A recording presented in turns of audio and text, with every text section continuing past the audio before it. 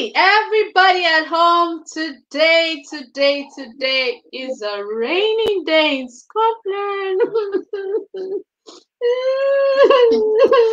Should I stop crying? Okay, Yes. okay, thank you.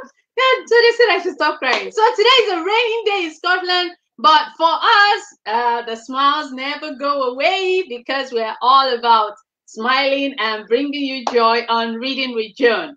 Today we have a wonderful guest with us, and we are talking about a wonderful part of Africa, and we are here to learn so much about them. But before I go on, there are two people here. Who are you guys?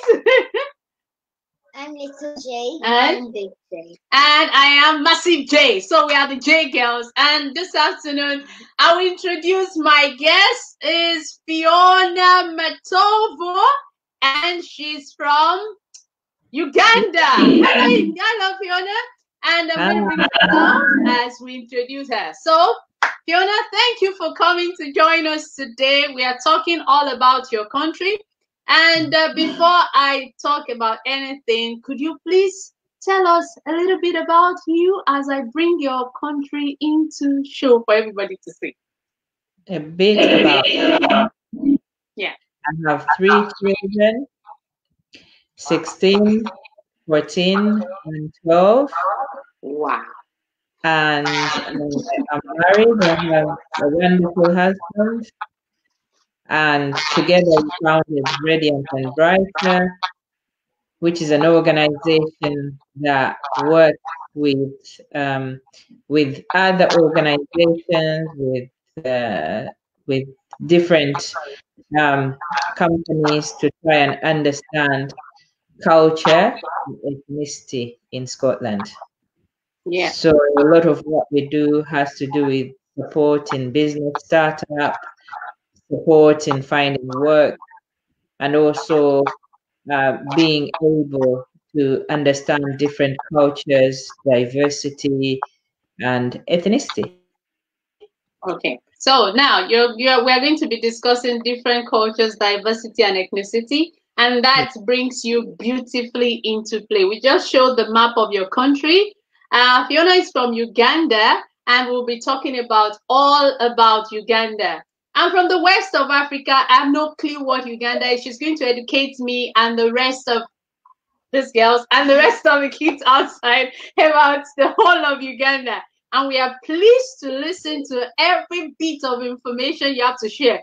Honestly, I've learned so much about Africa through this program. I've been an African all my life, but I've tried to re-educate myself because last week I was listening to about Congo and I'm like, oh my God, we are so similar. The day I heard about Gambia, I was like, oh my God, we eat the same food. And so it's kind of a journey for me. And welcome to the show. And for the first question, who's going to go first? Who's going first? You. Okay. So first question. What's the landscape of Uganda like? Oh, that's actually a question because Uganda is considered to be the Pearl of Africa. The what? The Pearl. Pearl. Pearl of Africa. Pearl. Okay. Yeah. Okay. Yeah. And the reason it's the Pearl of Africa is because it's the most beautiful country. It has beautiful hills and mountains. It's a bit like Scotland, a lot of greenery. I come from the western part of Uganda, and it's very beautiful. So you will be aware, I hope you are, I can tell you, that there is a big thing about the only few gorillas left in the world that are in the Gorilla Mountains in Avura, and that mountain, part of it is in Uganda. So big thing in Uganda. So we have a beautiful climate. We don't have winter. We have summer all year round. Rain. She can't wait to go there. Yeah, it's a beautiful country, very mountainous. Yeah. Right. So I know that where I come from in Nigeria, although we call it Hamatan, we have a bit of a cold, dry weather towards the autumn here.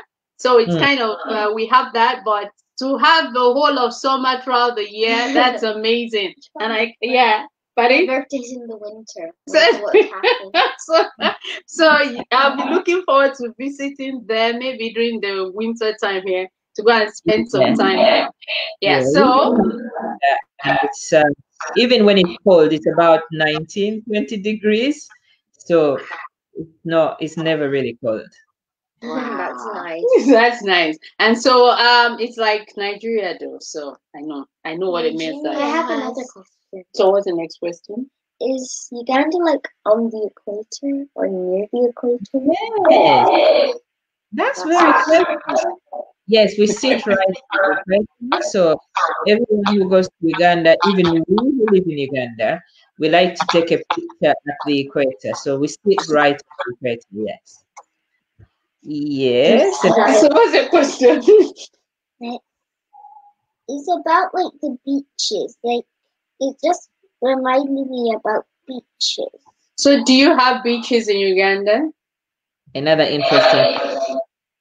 We do not have we're what we call a landlocked country, which means we have land surrounding us, so we're not an island and we don't have the sea around us.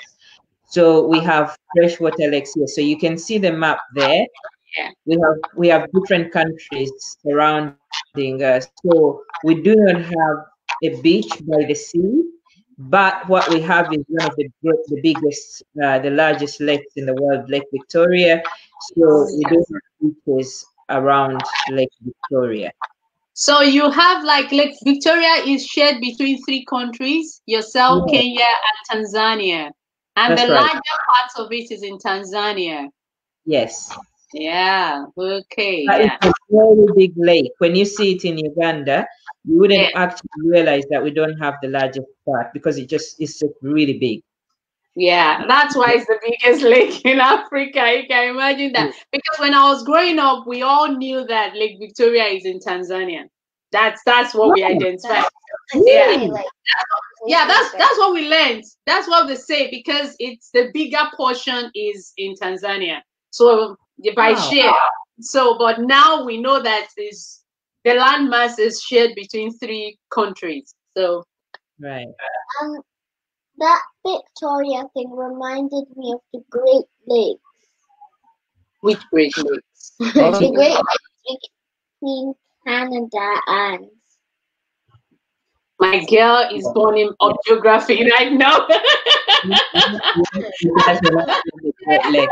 so let's go to other things. What is Uganda's national language and how do you greet in Uganda? That's interesting. My goodness, what a question. Our national language is actually English. Yeah. Because of colonialism. However, we have over 52 different languages in our country. That's the number of countries in Africa. 52. Yeah, that's not even in Africa. That's just in Uganda. Wow. In one country. And I mean languages. So it's like speaking French, German, and English.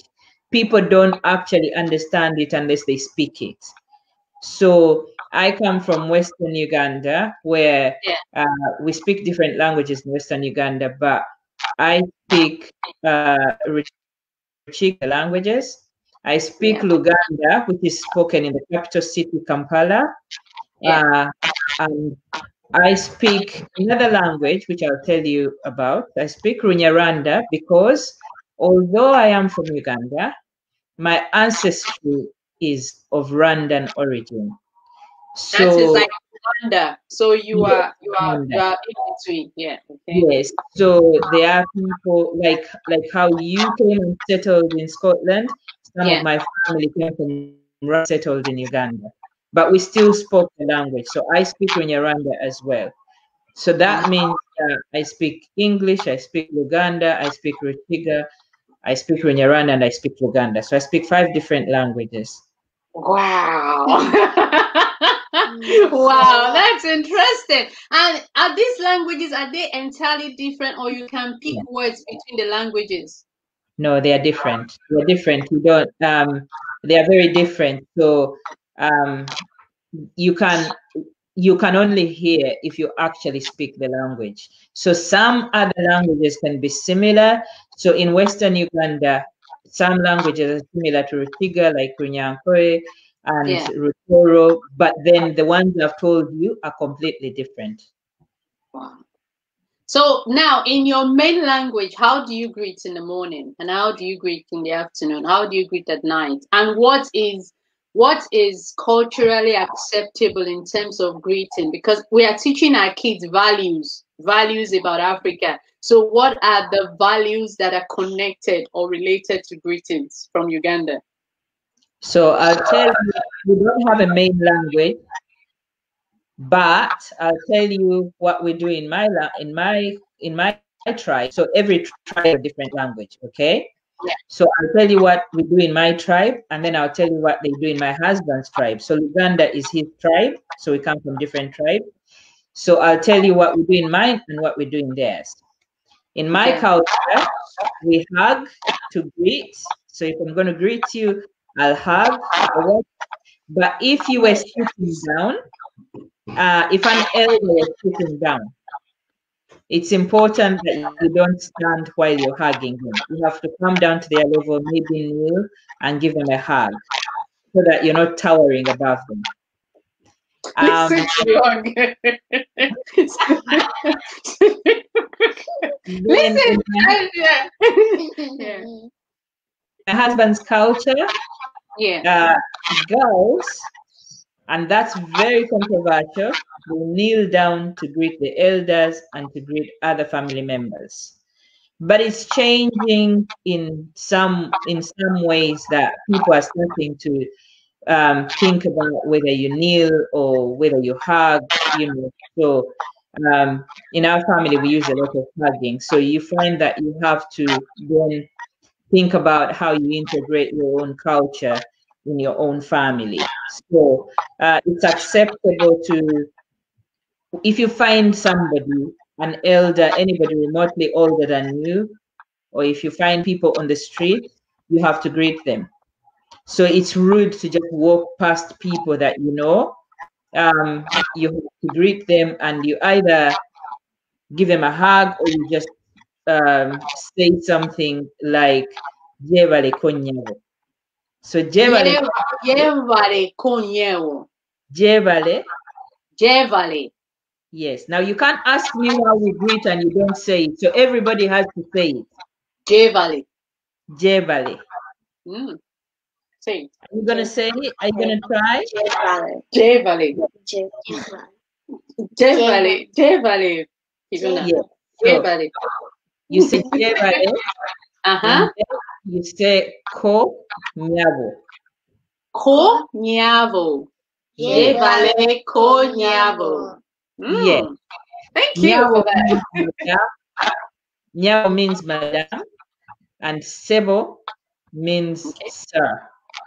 So when you're greeting, you always have to add either their what do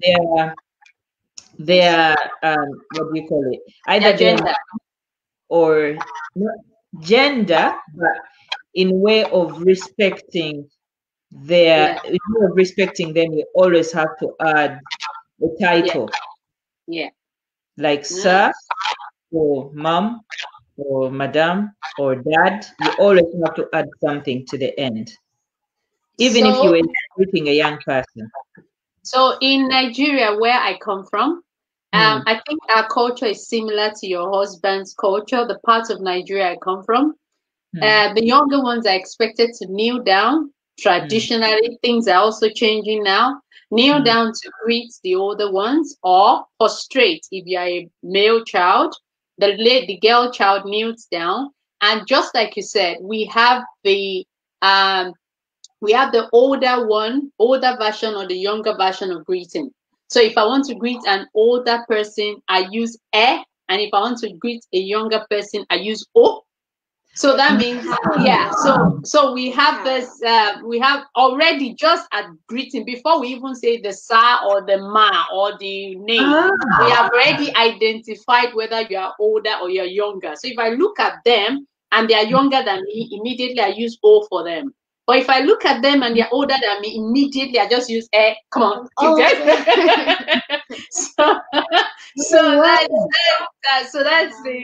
that's the difference. And that is so interesting that there are other parts of Africa, because for me, as I interview a lot of people for different kind of parts of Africa, I realized that not everybody is really into the older younger generation gap. Yes, There are some cultures in Africa that just hug like yours. And I think there was one country we interviewed, was it Kenya? That if you want to greet, you don't Kenya, you don't stretch out you have to put the left over the right to show a sign of respect. And for me, it was so interesting to realize that even if they don't have to kneel down, there is a way they show it that identifies that I respect you and you are older than me.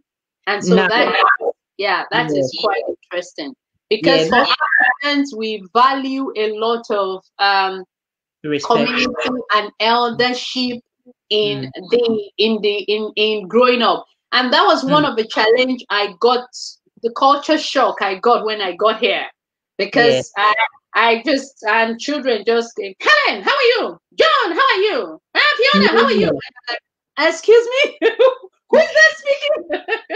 I know, because you call everybody auntie, you call everybody uncle, even if you don't know them necessarily, you know, that kind of form of respect. And it's interesting you talk about the greeting, because, excuse me, because when we talk in my culture where we have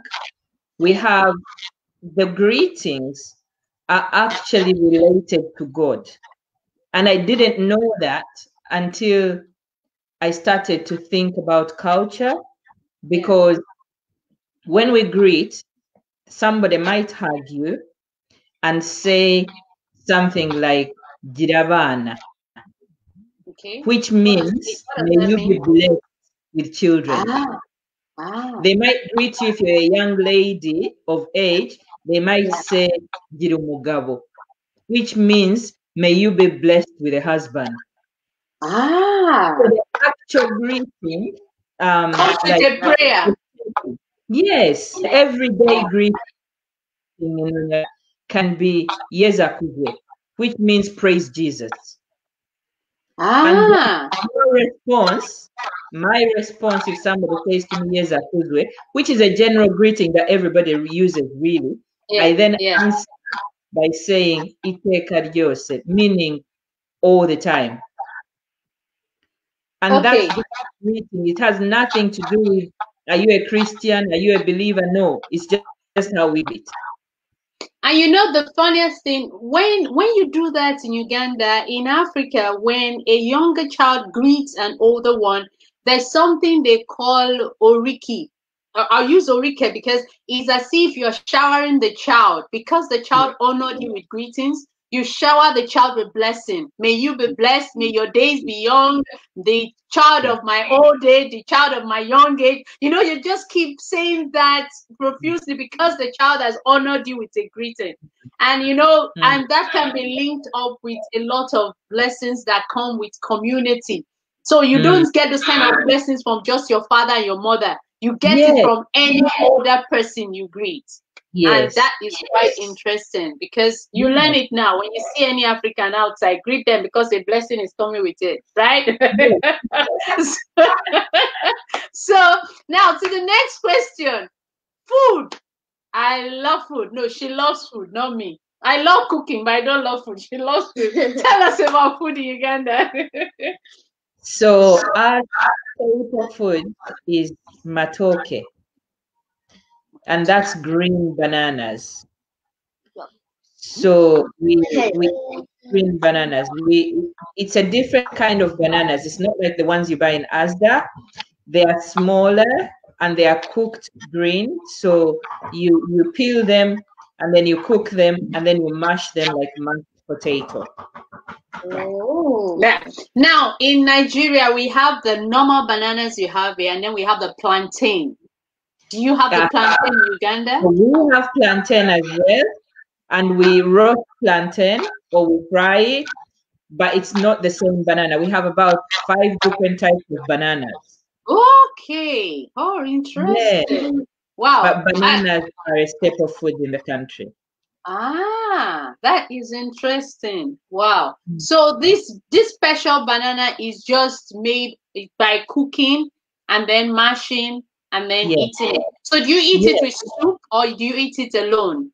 Yeah, you eat it with soup, so you can make stew, you can make beef stew, you can make chicken stew, you can make nuts sauce, you can make different kinds of stew. But you can also do the bananas as you can cook them not mashed, peeled, chopped up together with stew.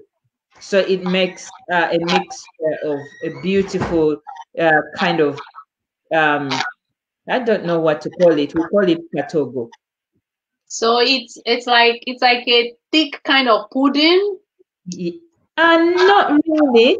It becomes like potatoes with something else. So it's like mashed potatoes, but it's just normal. It's just normal. You know, like how you peel the potatoes and you put in soup or stew. So it becomes like matoke with stew. We call it katogo. So that one is not mashed. That one is just peeled and cooked together with stew. Okay. Oh. Okay, but is this something then that you can call it like porridge? Because we have something like that from Nigeria called porridge, where we use yam or we use the plantain and we cook it with the stew, and it comes out really cooked and thickened with the soup. So it comes out like yeah. No, I need it's to not do this. porridge. Yeah.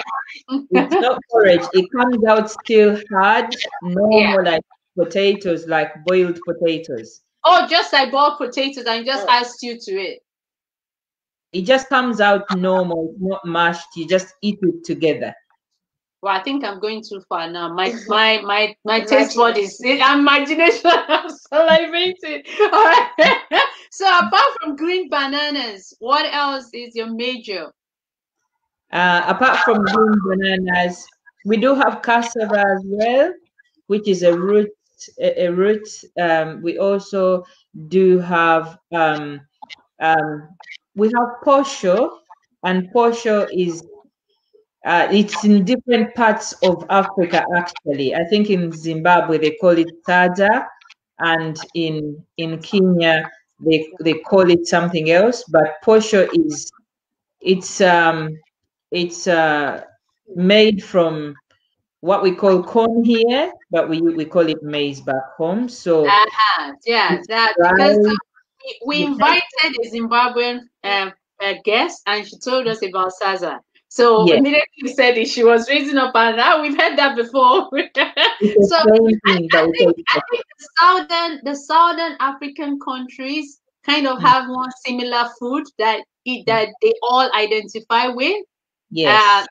And I've gone to parties where the salsa is made up and like in squares, so you just pick one and you put it in soup. Yeah, so I think I've seen it. Yeah, so that stop right. She wants to eat already. So that's interesting to know. So apart from food and greetings, tell us about clothing. Oh, the clothing is beautiful. If I knew how to share, I would have shared some links of how we dress. The clothing, we have different, because we have different tribes, we have different types of clothing. And our clothing, you wear, so for traditional functions, we have like silky, kind of like gowns that you wear. Is there a way I can share that and you have a look at it? There's a button for share on the screen if you can do it. But if you can't, you can just send it to me, then I'll put it on the Facebook, because I did that for Congo last week. so we can still share it after the program. So anybody that watches it can look at the comments and see the pictures. So we can always do that. Yeah. Yeah. So in our, I don't think I'll be able to share it now, but it's a beautiful silky outfit. So you wear a small top and then you wear it across, across with a very lengthy, like it looks like a gown, a long gown once you've worn it. Yeah. So that is for the Rwandan Ugandan culture. But then there is also the Luganda, the one I told you, my husband's. Yeah. They wear what you call a gomesi. A gomesi. Okay. That's also made out of silk, and it's a big flamboyant dress gown that you wear, to which you add some kind of belt. It's difficult. Now, your clothing, it seems as if it's a bit similar to Ethiopian. Yes. Yeah. Absolutely. Okay. So I'm beginning to link the cultures, because I know that we had Ethiopian guests showing us some beautiful white clothing for Ethiopian ladies, and I was so blown away. And so as you were describing it, my mind just went to Ethiopia and said, oh yeah, this is silk, because you keep mentioning silk, and their clothing are okay. So you guys are neighbor, truly.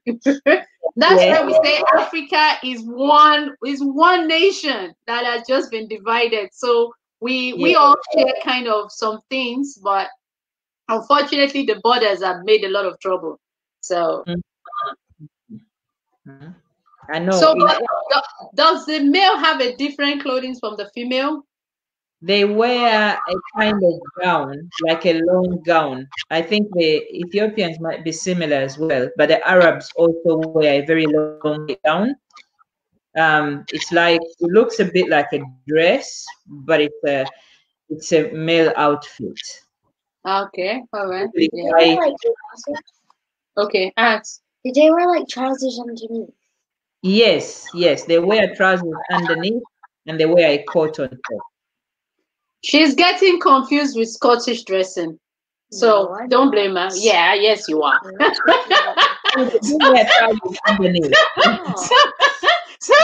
whether they wear skirt, then let's find out. Yeah, I know. I was just teasing you.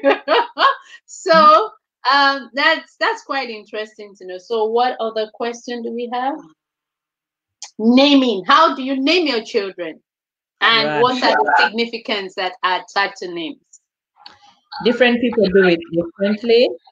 But some people, well, first of all, you automatically take on your father's name. And usually your father will have taken it from their father and their grandfather. So you are in the lineage of a name, perhaps that a name that is given to you because that was your father's name, or their father's name and their father's name. But you can also have your own name. So when you have a child, you name them.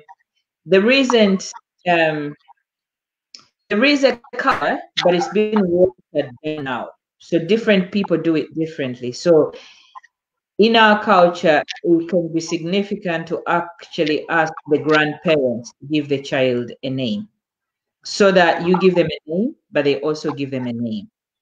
But you can also just choose to name them yourself. And the names may or may not have meanings depending on which part of the country you come from. So where I come from, every name has a meaning. And usually in my culture, the names are attached to your faith.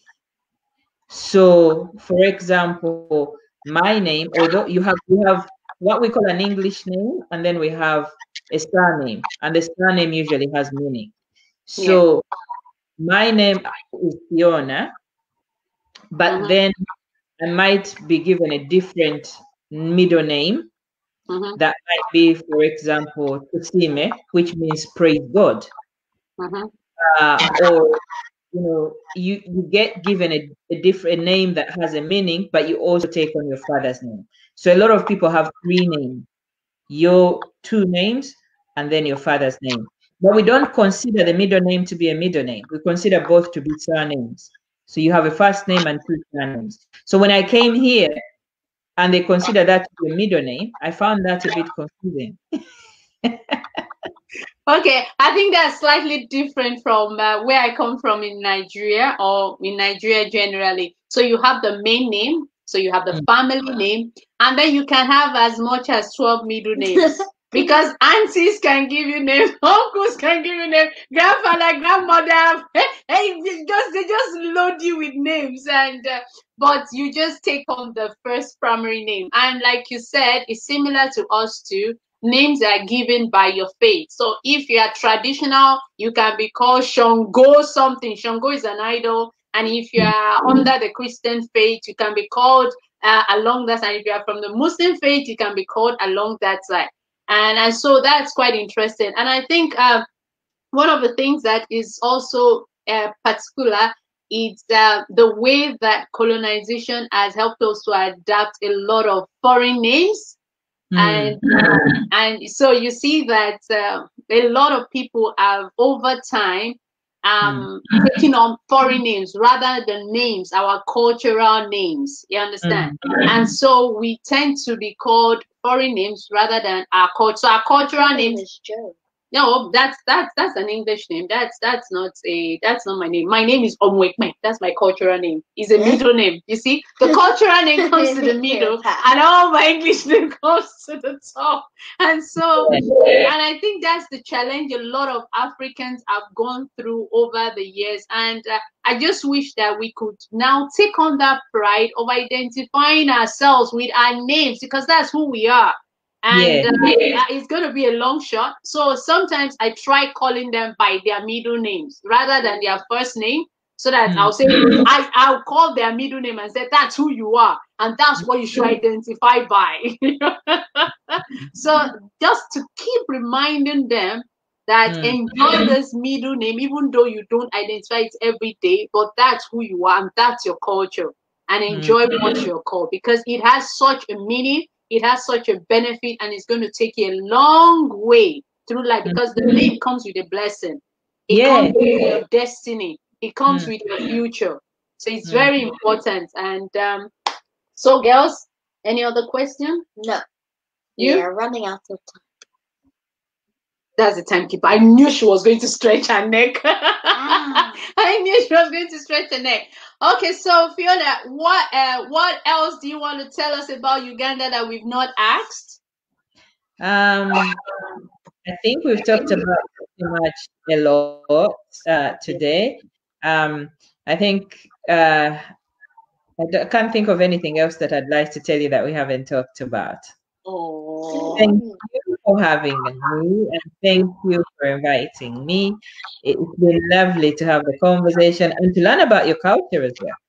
Yes, I think, and that's the beautiful thing, because every guest we have on the show gets a bit of Nigeria. You know, yes, last week she was kind of telling me of, no, mommy, let's hear about them, talk less about Nigeria. And I said, oh God. But the truth is, when we come here, we try to exchange each other's culture and try to know more about it, because we are all from the same heritage. And we are so much different that we barely know about each other. And coming on board, we realize that we have so much similarity in terms of greetings, in terms of food, sometimes in terms of, and then that's knowledge helps to break down the walls and says we are actually brothers, we are sisters. So what the heck? What's the point of these differences we carry all over? Because we just realized that if we named like this, that means we had the same heritage and we had the same way all along. And it was just situations that have separated us. And I'm so blessed having you here and knowing more about Uganda. And I think I've been depositing myself so much on Southern African country. I don't know why. Yeah, most of my guests have been from Southern African countries. But I think somehow it has enriched our knowledge, and we are really glad we had you today. Thank you so much for coming. And I hope that when we call you next time to share something else, and maybe one of these meetings we'll call 6 Southern African countries, and then you guys will come and talk about, and we'll just have a roundtable discussion about the whole of Southern Africa.